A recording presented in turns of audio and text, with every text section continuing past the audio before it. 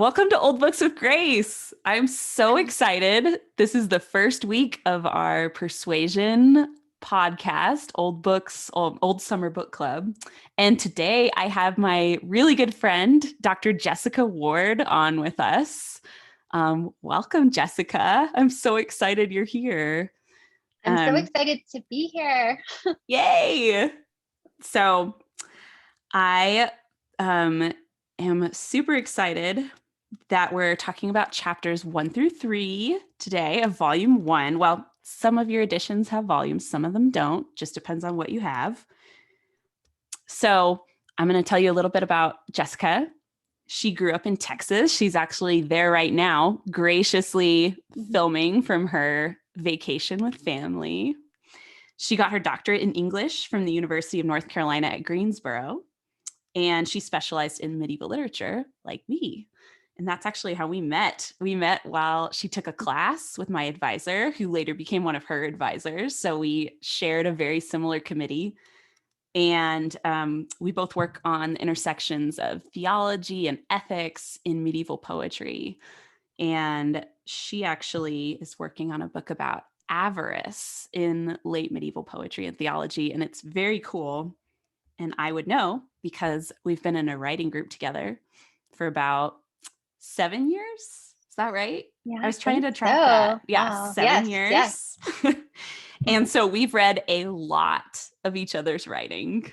And she is a generous and faithful friend in her writing and feedback and in just living life.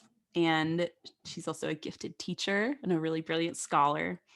She's now the assistant professor of early British literature at Mercy College in New York City.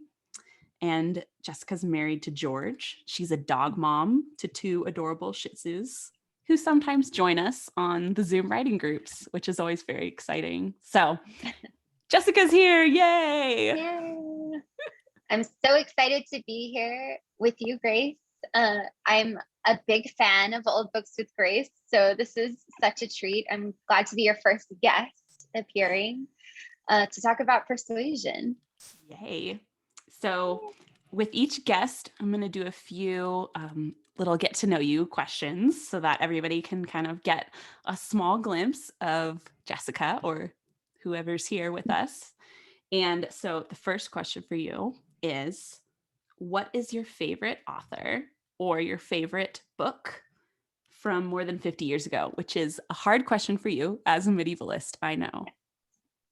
Yeah, it's really hard. I'm a big fan of Dostoevsky's The Brothers Karamazov. I read that and fell in love with literature, and I just think it's a thick book, but it's such a soul-searching book with a lot of theological questions embedded in it. And I read it well before I knew I was a medievalist. So I think that, maybe it kind of pushed me in that direction subtly. Does it in a really interesting way. So I'd say that's probably my favorite book or novel. Also, Charlotte Bronte's Villette is one of my favorites as well. I really like the narration style in that. And yeah, I would say those are probably 2. And then I'm a big fan of a lot of medieval texts. William Langland's Piers Plowman is one that I can't stop returning to Obsessed again and again and thinking about. So that's high. I know I'm like, this is way more than one. A lot of Shakespeare's plays. Probably The Tempest is my favorite. Teach that a lot. But yeah, I think that's probably enough. Delightful. All delightful, except I have to confess, I have not read Villette. And I know that's a travesty and I need to fix that. So yes, fix that. I think you'd love it. Yeah, has all sorts of fun stuff in it. All right. Okay, question number 2. Which literary character do you most identify with and why? This is such a challenging question because until you asked it to me, Grace, I didn't think it would be a hard question, but I'm worried about myself now and my personality that I don't know if I identify with anyone, but any one like literary character. I feel like, Mhm. you know, what I love about literature is that I get into the brains and minds of so many diverse characters who have different experiences. I think that I'd love to say Minerva McGonagall from Harry Potter because I think Ooh. she's such a good teacher and a Oh, really I would so want to strong be Minerva character. McGonagall. Yeah. She just seems so, you know, amazing. She can transform or transfiguration. So yeah, I think she's she's great. I'm trying to think of who else. I just sometimes I'm like Bilbo who loves to go on adventures.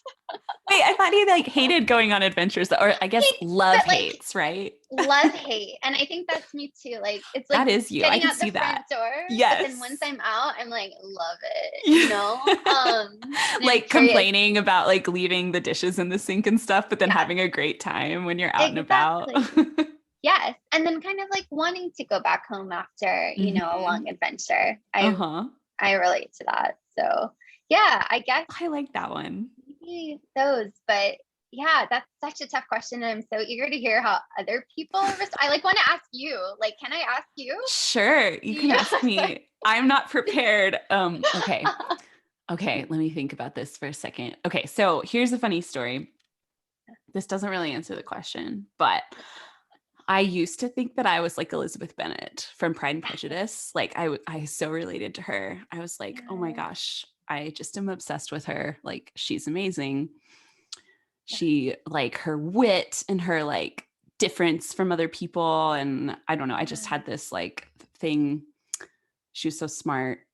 And but then I realized that I really wasn't like enough of like a people person to be Elizabeth Yeah. Bennet. Like I I'm not as like witty at parties and stuff as she Oh, is. I don't know. What I realized is that actually Scott is Elizabeth Bennet and I'm much more like Mr. Darcy.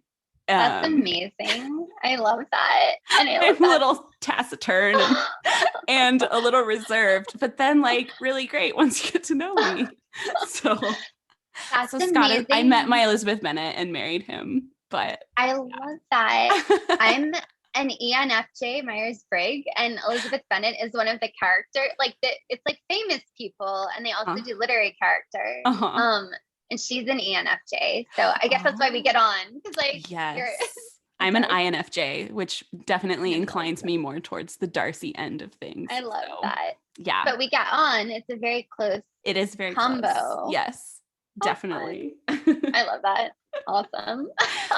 Okay, That's so great. when was the first time you read a Jane Austen novel and what did you think of it?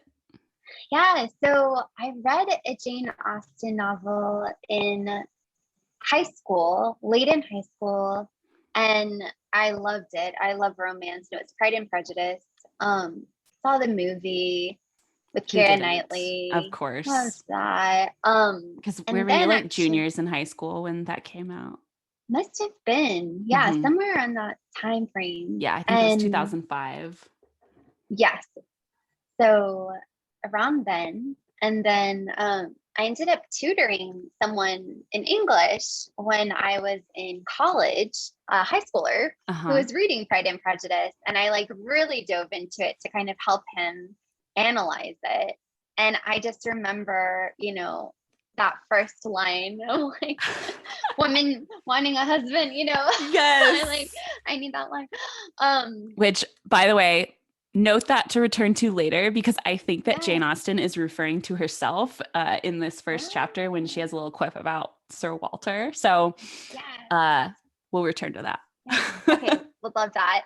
But that just like resonated in my mind from like that time on. And I didn't go back to Austin for a long time after that.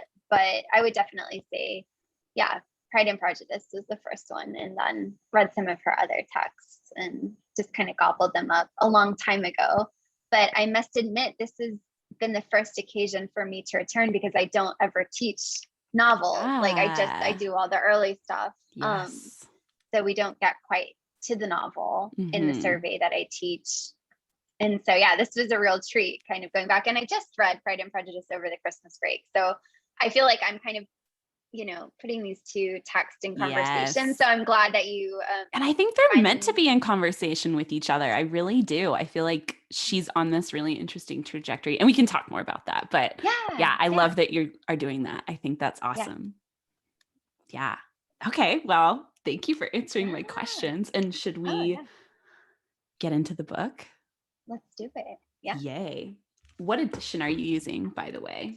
I'm using the Norton Cool. Persuasion. And I am using this super crazy Penguin Classics edition that has this very dramatic cover. I really love that My kids cover, always actually. ask about it. They're like, what is going on? I'm like, Like, that's she's special. been persuaded and she's like Yeah. trapped Is in it a it now. snake? It's like a thorn. Oh, it's a thorn. Okay. Okay. Oh, Uh-huh. yes. Huh. Yeah. Wow. All Yeah. And then right. the back is like more thorns. So Oh, I love that. yeah, So huh. super interesting. Very Interesting. evocative. Yeah. Yes. Okay. Yeah, mine is just the sea, the naval kind of like Right. Right. The Navy, the symbolism, savior of all. you know. Yeah. So where should we begin? Should we just begin with the beginning? I think we should. Yeah. I mean, that Absolutely. beginning is so funny. It's the best. I really love it. And I love how long her sentences are. I always like it's something that gets me because I'm like, oh, look at that. It used to be a thing you could do. I'm gonna read the first sentence because it's so long. And just Yes. for anybody who doesn't have their copy of Persuasion in front of them and needs a little refresh, it's very rewarding. Sir Walter Elliot of Kellynch Hall in Somersetshire was a man who, for his own amusement, never took up any book but the baronetage. By the way, I think I'm pronouncing that right. Do you think so? I think I think so. so. I've never heard it actually said out loud. I've only read it on a page. No, I think that's perfect. We'll go with it. All right, good. There he found occupation for an idle hour and consolation in a distressed one. There his faculties were roused into admiration and respect by contemplating the limited remnant of the earliest patents. There any unwelcome sensations arising from domestic affairs changed naturally into pity and contempt. Oh my gosh, it's like he's reading the Oh, Bible or something. I love it. And I love how she like digs at him at first. She's like, he's not a reader, except for this like non-book that's like Yeah. really bougie. Yeah. So the And baronetage is yeah, it's like a collection of like lists of families, like lists of nobility and gentry of the era, and their like family histories and their like family crests. And so yeah, it's not really like a book, like it's not like a literary work, and it's not even really a history book. It's like a very specific artifact. yeah, it's like almost like a registry, right? Where like it's Mm-hmm. their name, and then like she even typesets it here, or at least this page does, to kind of like a little bit further down. Like not much further down, yeah, exactly. Where it's like you see the entry that he amends, right? He's like so self-absorbed, He's so self-absorbed. because he could read his own history with an interest which never fails. um it's so funny. It's his whole identity is wrapped up in this book. And yeah, his social standing, which is yeah, a very different opening, as you're saying, Grace, than that of Pride and Prejudice, which opens in Yes. a very different manner with Yes. very different sorts of folk. So what I was thinking about when you mentioned the beginning of Pride and Prejudice and mentioned that really famous quote is actually on the next Yeah, it's in this chapter, but it's like a couple pages in. yeah, And it's when Jane Austen is introducing Lady Russell yes, and saying like, well, we don't need to explain why she's still single, which is yes, definitely like a little barb with like, yeah, why would an independent woman choose to remarry when she can like yeah, control her own fortune and can live right, independently? But yeah, um so it's that Lady Russell should have no thought of a second marriage, needs no apology to the public, which is rather apt to be unreasonably discontented when a woman does marry again than when she does not. But Sir Walter's continuing in singleness requires explanation. And I always thought, I mean, when I was rereading this, I thought it's the single man in want of a wife, but like Yeah.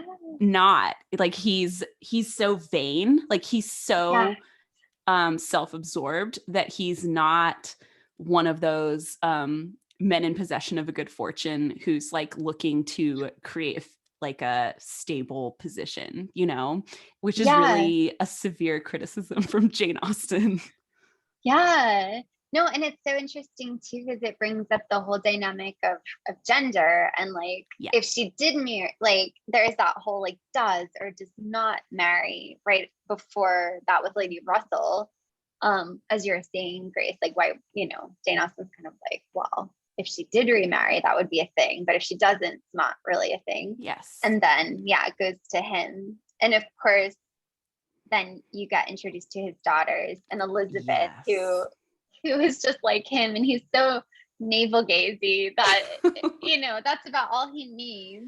I know, it's so sad, but also so funny. So this one critic named Tony Tanner that I was rereading in order to do this, and he talks about how everywhere Sir Walter is, it's just always mirrors. Like everything he does is like mirrors to look back at himself. And so like Elizabeth, he only likes her because she's like a mirror to him. She's handsome. She's like even for her age, right? Like that's so funny that like he notices, what is it in this chapter, like, or the next one where like Lady Russell's eye wrinkles are very, her like, crow's feet were increasing at an alarming rate. And he's very upset by that. And poor Anne also, like, she's out of her the height of her looks, or so they say. And yeah, but Elizabeth has kind of stayed at a certain level of preserved, as you say, handsome. Yes. So he's, you know, I guess okay with that. Yes. Yeah. And so has he, I guess, right? Because she comments on his looks as well.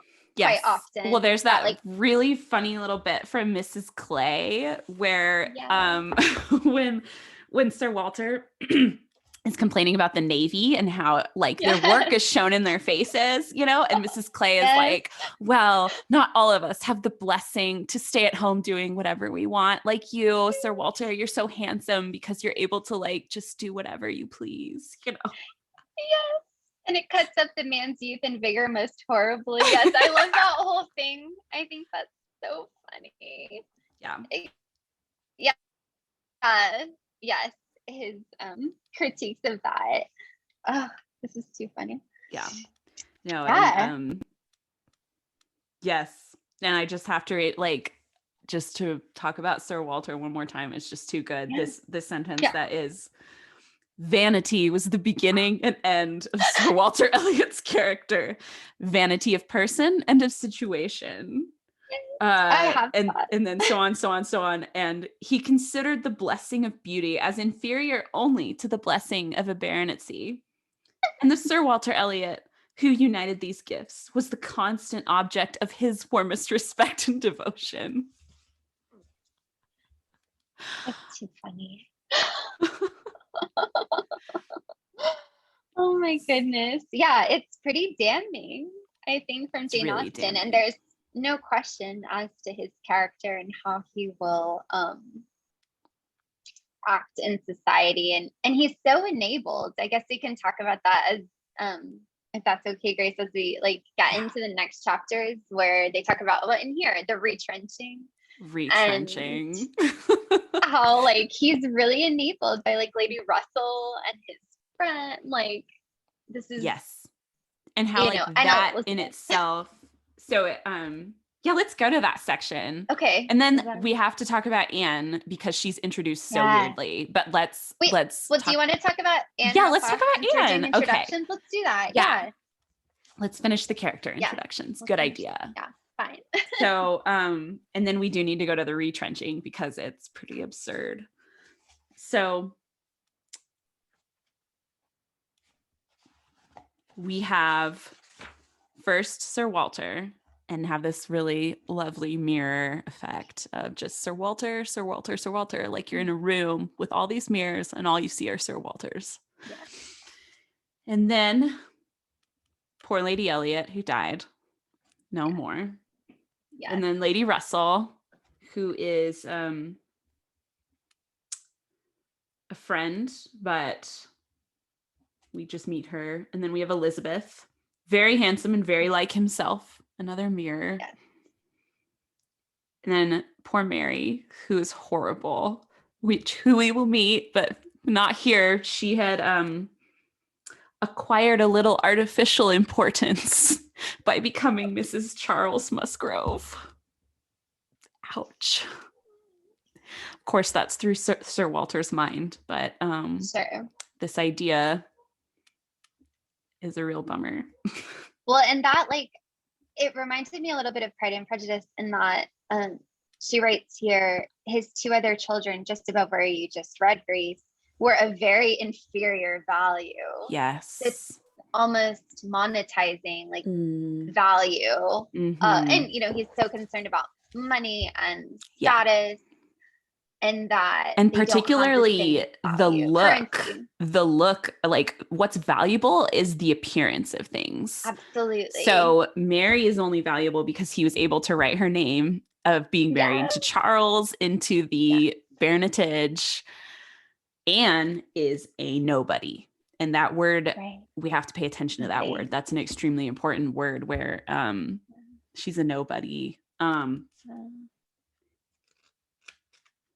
And again, we have character too, where she has this, we get a little glimpse of Jane speaking or the narrator speaking instead of Sir Walter, where she has an elegance of mind and sweetness of character, which would have placed her in high value with any people of real understanding. But to Elizabeth and Sir Walter, she's a nobody. Yeah, and that's such a huge divide between these characters from the onset. That kind of sets us up for the later occurrences and people we meet and what we find was done to her. Yes. And really, this phrase, her word had no weight, is a really big, so speaking and communication is such a big theme in this novel, and that she's a nobody, like her words are like nothing. They are ghostly. They just disappear into thin air almost when she's with them, because of the way that they've put value on other things. I think Jane Austen is super interested in that. Yeah, absolutely. And that even though I think here in this early chapter, we see that Lady Russell understands Anne for what she is, right? Mm-hmm. She's her favorite. And yet we find more about Lady Russell and her characterization in these first three chapters as well. And that she's an enabler. She's putting a bit too much cachet, you know, and that must have been, I mean, that still happens in our society, but certainly over in England, old money, you know, versus nouveau riche, like this, still modern in a lot of ways. And it's just really interesting to get a critique of it through, as you were saying, Grace, like the way that she introduces these characters just already. Yes.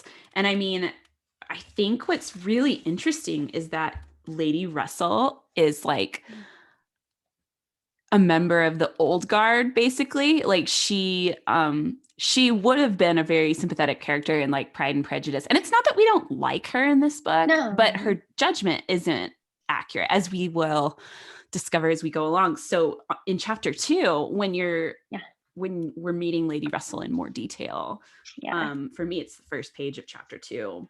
Where it talks about all these great qualities that she has. But then Austen writes, she had a cultivated mind and was, generally speaking, rational and consistent. And then there's this dash, but she had prejudices on the side of ancestry. She had a value for rank and consequence, which blinded her a little to the faults of those who possessed them. And so it's it's not that Jane Austen was always just like, yay, the gentry is perfect or the nobility Yeah. is perfect, but that she's like really seeing a flaw within the system of how people see Mm. each other and really like drawing that out here instead of Absolutely. just, um, sort of like making fun of it. Well, it's there, but Yeah. like it's so great that Elizabeth and Mr. Darcy get to get married, which I'm not Right. slamming Pride and Prejudice because I No. love it. But it's a very Yeah. different feel to like representations of society, Absolutely. It's kind of like the Disney version of the story where it's like, from rags to riches is Elizabeth's story in a Yes. sense. Yes. She's not really rags, but in a sense that she's marrying a quote unquote prince, like this very wealthy, Yes. Yes. man who has this huge castle estate, right? Yeah. And really, but here it's a very different romance, a very different Yeah. circumstances Yes. And and rank now is right. like being called into serious question. Yes. Like And before it was a joke, it was still a joke. Like, yeah. like you have Lady Catherine de Bourgh Yes. in Pride and Prejudice. Like, what's that famous line? Oh my gosh. The about polluting the woods of Pemberley, like such Yes. connection. Oh, Yes. dang it. I used to be able to quote it, but I can't Yeah. right now. But anyways, it's like now we have this like woman who is way kinder, way more Yeah. um generous, but Jane Austen's really underlining that like this lack of self-awareness and rank are like actually tied together, and it's not just like Lady Yeah. Catherine, Right. Absolutely. And it's even people who don't share Lady Catherine's like rank, right? Because Yes. she's, in that society, Yeah. that like high echelon. But here we find that, Lady Russell, her father was a knight. So he wasn't like, Yeah. officially of that Yeah. ancestral inheritance.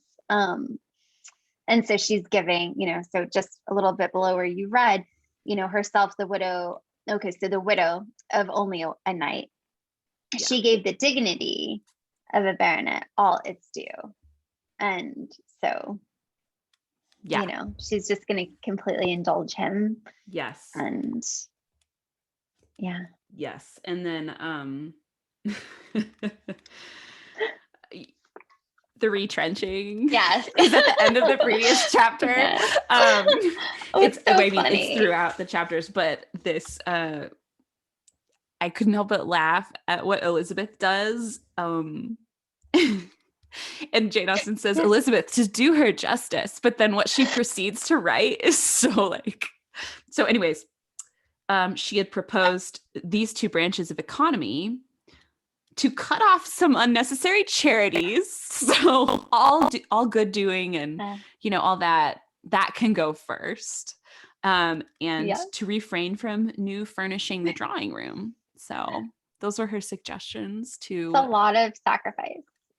allowing them to spend less. Yeah. So, but she did, they both feel very ill used and unfortunate that they have spent too much money to maintain their extravagant lifestyle. And I love that it talks too about, when she is introducing Elizabeth as well, in still the first chapter, then she might again take up the book of books. So it's referred to as the book of books, which I really love that. Yes. With as much enjoyment as in her early youth, but now she liked it not because she's seeing her birth date. This is so funny because it's true. Like she's seeing always to be presented with the date of her own birth and see no marriage follow, but that of a youngest sister, made the book an evil. So like watch your young. This is so modern, isn't it? Like my younger sister is married before me. I'm seeing my birth date. And more than once, when her father had left it open on the table near her, had she closed it with averted eyes and pushed it away. And then it continues talking about the man who disappointed her suitor, who we meet a lot later again, to William Walter Elliot Esquire, Yes. who wasn't interested. Mm, But he was no, the thank you, heir to the Elizabeth. land, but he shunned her. But she can't really get over it. So, you know, Yeah. Book of yeah, Books. I do love that. And I love mean, that it book. again clarifies that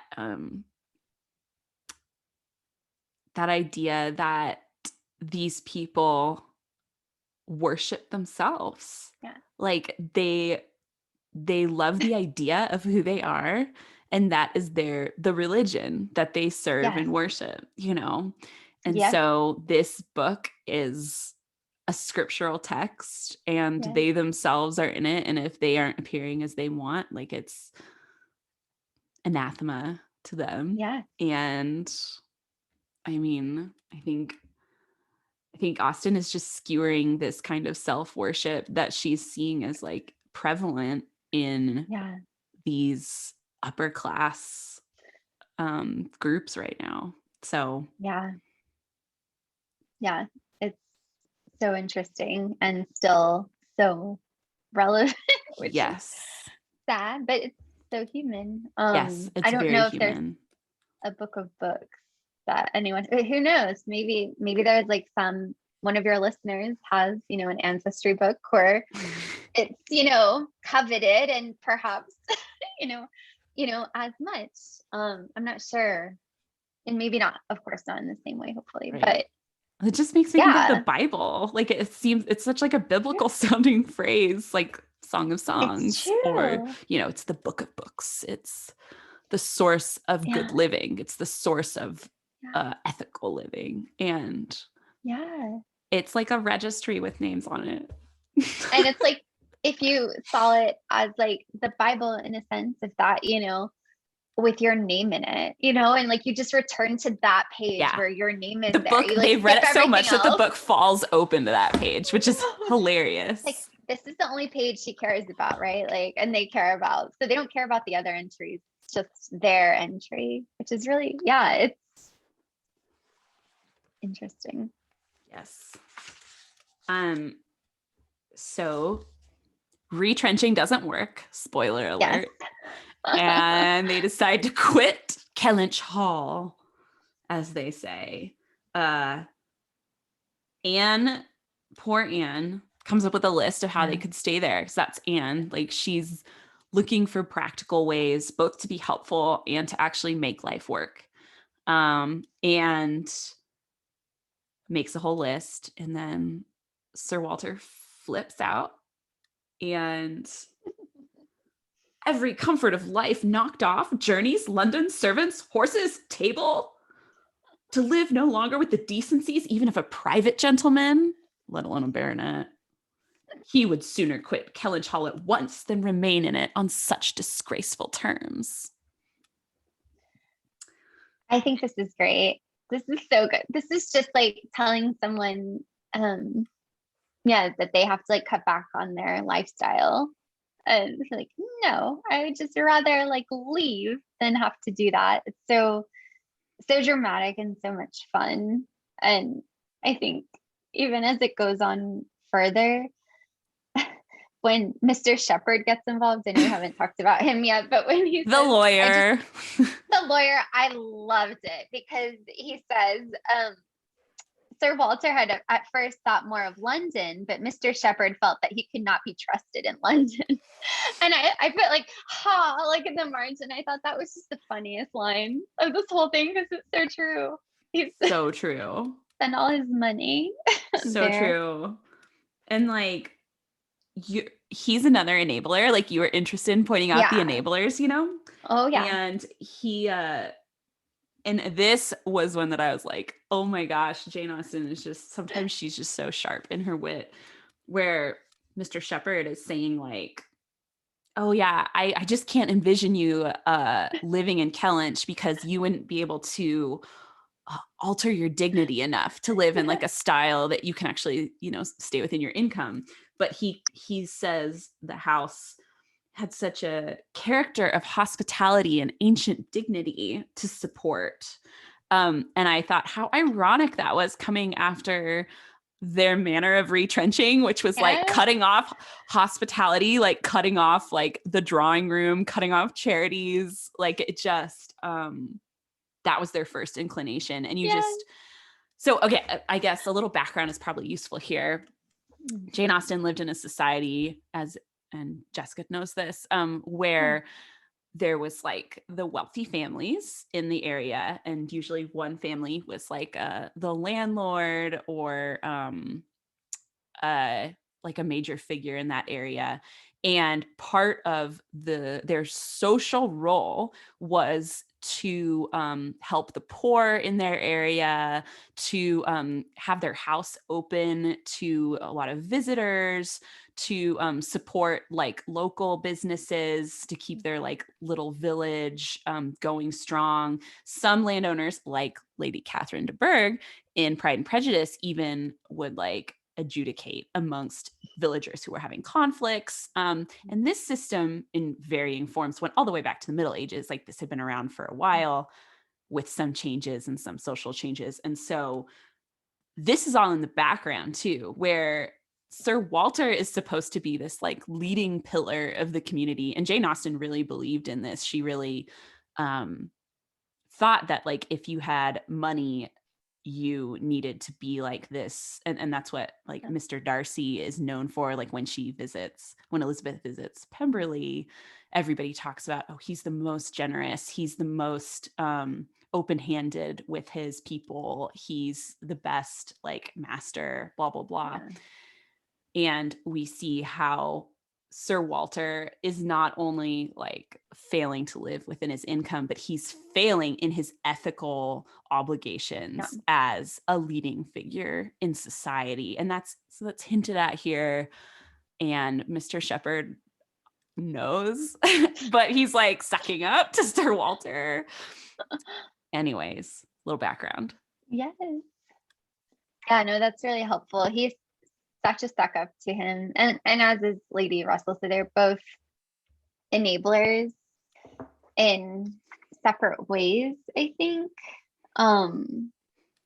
As you said, Grace, it's just, yeah, it's really interesting the ways that they tried to get him to agree, at least with Mr. Shepherd, to get him to actually,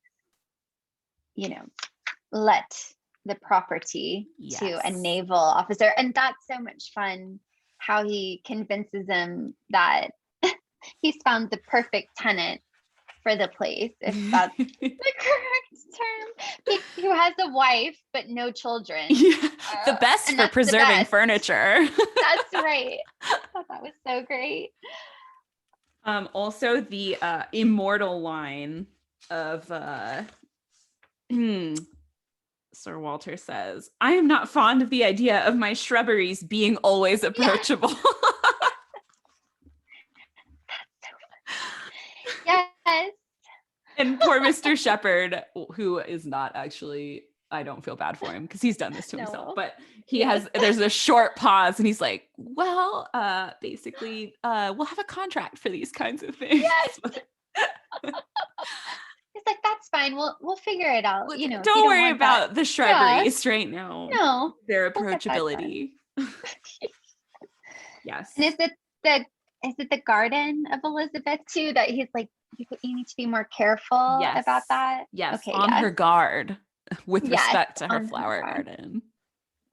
Oh my gosh. It's a lot. Yes. But that they end up going, and I think this sends us back to which location of the three. They say they have those three options of what to do. And it's to go into a different house in their same area, or to go, in the country, London or Bath. And of course, Anne doesn't want to go to Bath, and yet that's the place that they go. Yes, and it's chosen for her. Even Lady Russell is like, you just don't know your own feelings, basically. Totally ignoring her. And that's foreshadowing, isn't it? Because it kind of brings up, as I was reading this again for the first time in a really long time this time, there were so many wonderful, I think, links to what happens next that are so subtly done, because you're like, what Yes. happened to Anne? They say here, she writes that she had a bad experience in Bath after her mother passed. She went away. And so it's this whole, but she doesn't go into detail. So you're kind of wondering, like, what's going on. And also, I think what's really fascinating about Austen as a writer, at least here, is that you're not quite sure who the main character is yet. Yes. Anne is a bit Totally. buried Yes. Which is super in interesting these because it first like chapters. reflects how she's writing and talking about Yeah. Anne, like where we are almost like one of the Elliots, where it's like, where's Yes. Anne? No one knows. Like we don't know what her Right. importance is as readers yet, which is Yes. so fascinating and weird. Yeah. It's a lot different than I think other texts that you read where like, oh, this is who we're following, and who we're rooting for. I think, as you mentioned earlier, Grace, with the narrator and Austen coming in and saying, Anne is very smart and they don't listen to her and they should. And then championing Lady Russell a little bit, like Lady Russell sees, what one should see. And Anne, except for she has prejudice Mm-hmm. towards the side of ancestry. So we start to see that. And I think that critique of her gets a little bit sharper once Mm-hmm. we find out what she has. Yes. And we have Um, these against her. really cool little language things that Austen does with Lady Russell, Yeah. where they're talking when they're discussing Bath Yes. and Lady Russell. It says this is in, the first sentence in a paragraph, and it says Lady Russell felt obliged to oppose her dear Anne's Yeah. known wishes, which known wishes is kind of a weird phrase. Yeah. But then I think there's a play on it later where the next paragraph down, what the sentence ends with is Lady Mm. Russell wanted her to be more Yeah. known. And so it's this very strange, it just shows that even amongst the people who supposedly appreciate her the most, like there's this actual lack of Yeah. appreciation and of knowledge, even where this play on what does it mean to know somebody and to like ignore Yeah. something while knowing them. Yeah. And I don't know, like, I feel like there's a Yeah. lot going on there. Do you know what I mean? Yeah, absolutely. And also, when you brought my attention, I have those same lines underlined, and I think there's ambition there Yes. that does parallel the ambition for Elizabeth, right? And the Yes. ambition Sir Yes. Walter has for Ambition is a good himself. word. Yeah. So, But then it's actually and that ambition is actually an impediment to the kind of real, like, intimate knowledge that Anne doesn't absolutely. have, in her life. Like, people don't know her as Lady Russell knows. uh, Absolutely. And it seems like a mirroring. So going Mm-hmm. back to the mirror effect that you brought up, it's also Lady Russell like mirroring what she wants Anne to be Yes. in this Yes. society that she, Yes. has subscribed to. Yes. Which is like a mini Lady Russell. Yeah. Yeah. Enjoying Yeah, Bath. Like, Bath is absolutely. great. That's Like, right. You're going to Bath. be more known. Yeah. Bath is great. You'll marry somebody there who's like gentry, Yeah. rank, whatever, and it'll be good. Right. Yeah. And at the same time, you know, we find, you know, what will happen and what has happened in the past and how this kind of start to come together Yeah. in interesting ways in the country home. I thought it was great just to kind of right under where you just read, Grace, so that next paragraph at the end. Mm-hmm. And I think this is so wonderful because it's true. Like, let's say you have a big house and you have to downsize and live in a smaller house in your like small country hometown. But he wouldn't have, like, Sir Walter would not have the ability or the will to not only quit his home, but to see it in the hands of others, a trial of fortitude, which stronger heads than Sir Walter's have found too much. And then Kellanchal was to be let. This, however, was a profound secret. So I think, yeah, it just again felt something that's so relatable, that to see, this house that I mean, again, like the entry in the book of books on the first page is Eliot, and it has Kellanchal. So Yes. it is that physical setting, right? And that, as you were mentioning earlier, is associated with him being the landlord. Like, this is his property, which grants him this sort of title. Yes. It reflects, they're all combined together, and that if he has to leave that part of his identity, which he so values.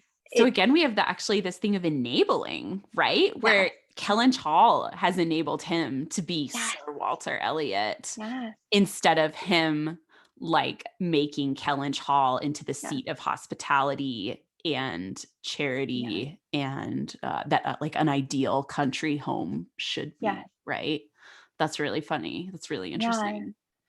And in that paragraph below, then my favorite quote of this section, which I posted on Instagram for those who have seen it, which is how quick come the reasons for approving what we like.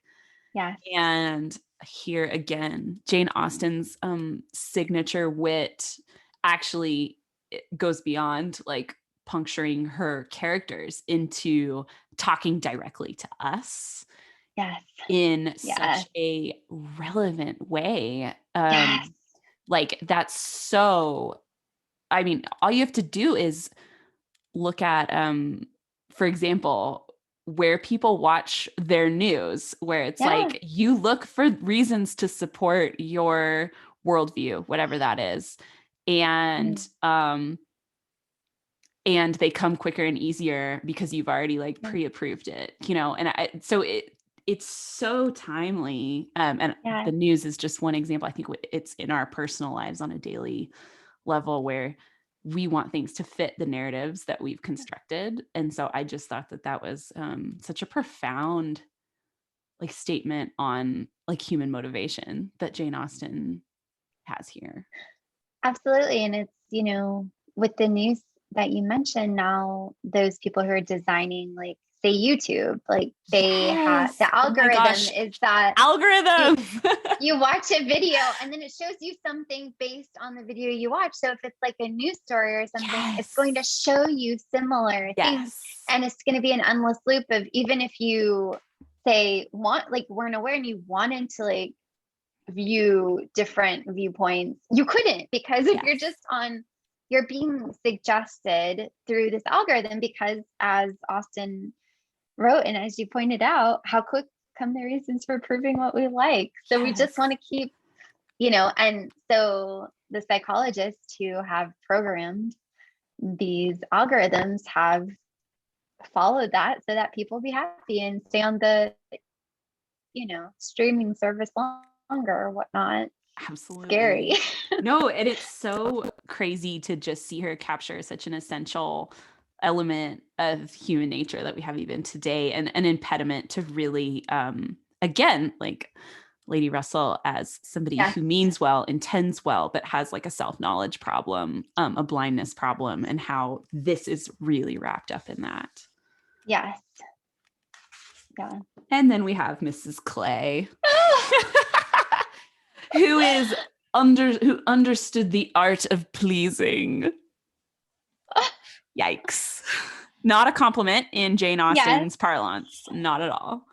No. Who Lady Russell wants to get removed from Elizabeth, but Elizabeth doesn't listen to her. No. No. She's a dangerous companion. Very dangerous. As Lady Russell fears that Miss Clay is going to seduce Sir Walter, and the estate will end up in her claws. So, yes, Mrs. Clay, there she is. There's really not much more to her than the art of pleasing, as we will see more and more. Yes, absolutely. Although it is funny, as you mentioned at the opening, um her response to Sir Walter with the naval men, and Yes. I think that was pretty great. Yes. Um, where is, oh, yes. But note that she carefully seasons her like Yes, caution with yes, some heavy-handed flattery. They would look yes, around them, no doubt, and bless their good fortune. That's yes, what she's referring to being at Kellynch absolutely. Hall. Oh my gosh. Yes, yes.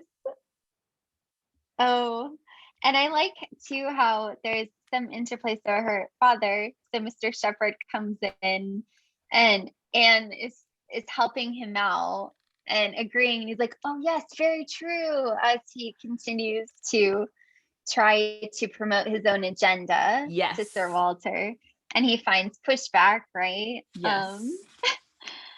And the obscure birth, I thought that was really interesting. Yes, this is in 2 points offensive to me. I have two strong grounds of objection to it. First is being the means of bringing persons of obscure birth into undue distinction. And that's a huge point, right? Yes. Of The the like story.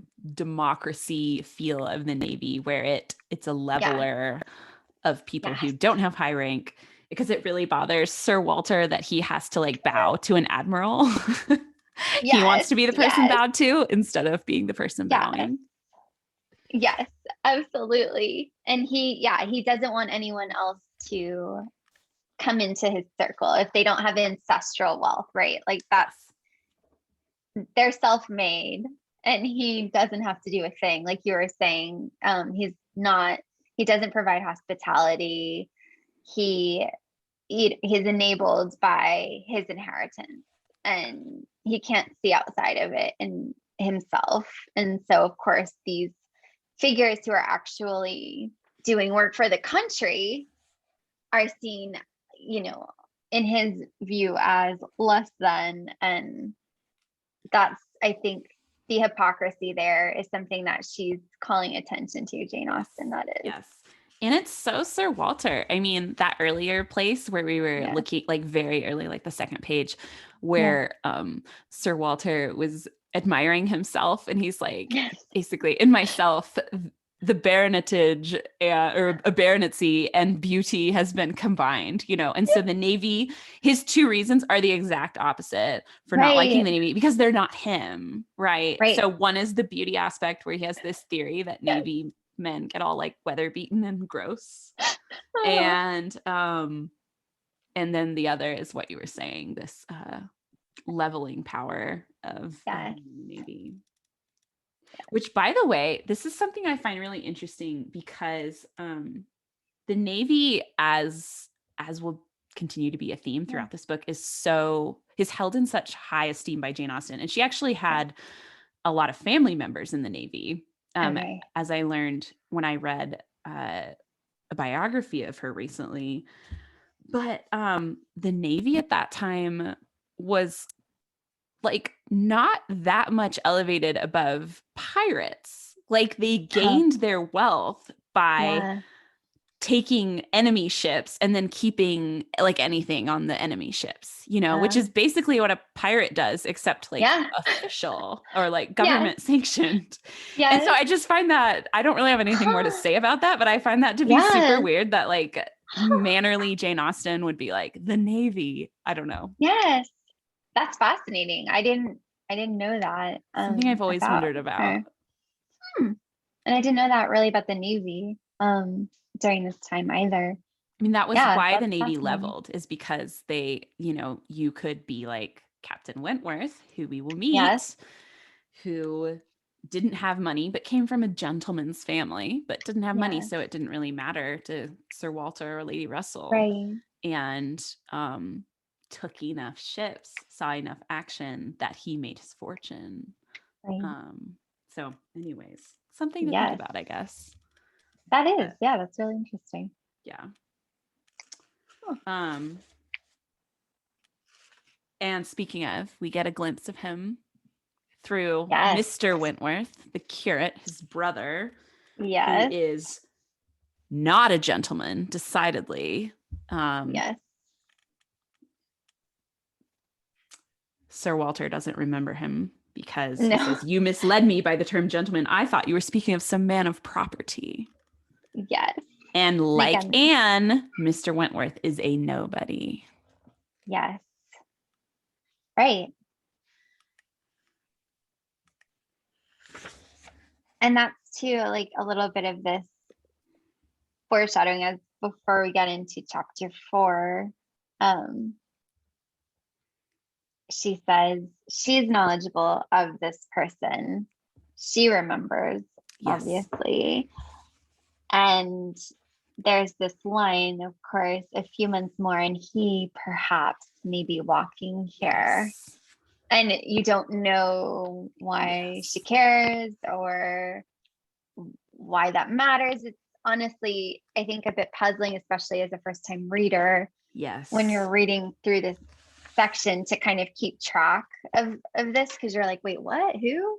Mm-hmm. Because it comes just out of like the blue. We're talking about the renter, and then we get to this character and you go, why is there so much attention here?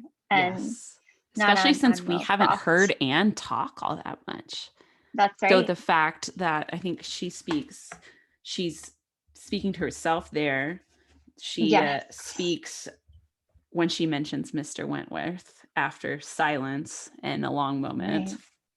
Right. After waiting another moment. Whew, in a very awkward. She and then the first time she speaks, the first time we ever hear Anne is when she defends the Navy's right to having a comfortable home. So very telling, very, very foreshadowy there. Yes. That's the first time we hear Anne speak decisively into a space. Yes. And that will set us up for what's to come, I think, pretty well. Yes, I think so. Yeah. Well, I think we covered it pretty well. Yeah. The first session of the Summer Old Book Club, chapters 1 through 3. Yes. Thank you so much for joining me. Thank you so much for having me. I'm so excited for the rest of your chats and to watch them and listen to them. I really am excited too. And next week, we'll just be doing the next 3 chapters. And my wonderful brother is going to be my conversation partner this time. Super excited. But for any of you listening or watching who have questions, I would love to get them and we can keep discussing them. So if you have questions or if you want to see a particular scene discussed, definitely send them either by commenting on the material or by sending them to oldbookswithgrace@gmail.com. And I would be happy to bring them up in any future conversations. So yes, but thanks again, Jessica, for joining me. Thanks for having me. Yay. Thanks for listening in, guys.